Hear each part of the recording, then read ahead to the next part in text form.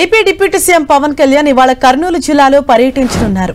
ఇవాళ ఉదయం 9:05 గన్నవరం ఎయిర్పోర్ట్ నుంచి ప్రత్యేక విమానంలో బయలుదేరి ఉదయం 9:45 కర్నూలు ఎయిర్పోర్ట్ చేరుకోనున్నారు పవన్ కళ్యాణ్.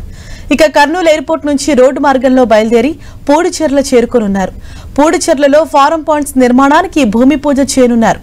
ఓర్వకల్లు మండలం పూడిచెర్లలో రైతు సూరరాజన్న పొలంలో ఫారం పాయింట్ కు భూమి పూజ చేయనున్నారు డిప్యూటీ సీఎం పవన్ కళ్యాణ్. అనంతరం బహిరంగ సభలో పాల్గొంటారు. ఇక పవన్ కళ్యాణ్ పర్యటనకు సంబంధించి అన్ని ఏర్పాట్లు పకడ్బందీగా పూర్తి చేశారు. ఎస్పీ విక్రాంత్ పాటిల్ తో కలిసి భద్రతా ఏర్పాట్లను పరిశీలించారు కలెక్టర్. ఈ సందర్భంగా బందోబస్తు ఏర్పాట్లు, భద్రత గురించి ఎస్పీతో చర్చించారు.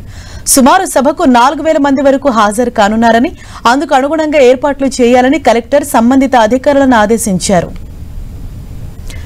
దీనిపై మరింత సమాచారం మా ప్రతినిధి ప్రసాద్ మనకు అందిస్తారు. ప్రసాద్, ఇవాళ ఏ సమయానికి కర్నూలు చేరుకోబోతున్నారు పవన్ కళ్యాణ్? ఆయన షెడ్యూల్ ఈ రోజు ఏ విధంగా ఉండనుంది?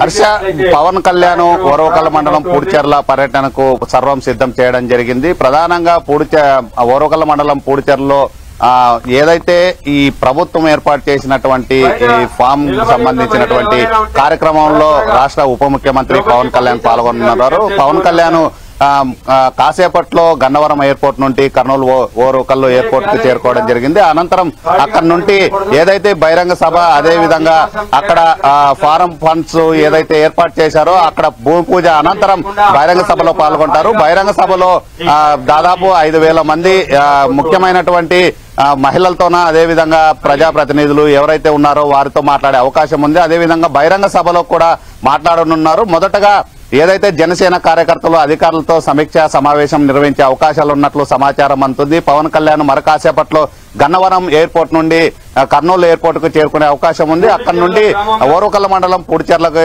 చేరుకుంటారు. ఏదైతే రైతులకు కొన్ని వర్షాలు పడిన తర్వాత నీరు ఇంకిపోకుండా ఉండడానికి ప్రత్యేకంగా కుంటలను ఏర్పాటు చేసేందుకు ప్రభుత్వం నిర్ణయం తీసుకోవడం జరిగింది. దాని భాగంగా జాతీయ ఉపాధి హామీ పథకం ద్వారా ఏర్పాటు చేసేటువంటి ఈ కుంటలకి భూమి పూజ చేసే అవకాశాలు ఉన్నాయి. దీనికి సంబంధించి ఇప్పటికే అధికార యంత్రాంగం పూర్తి ఏర్పాట్లు చేయడం జరిగింది.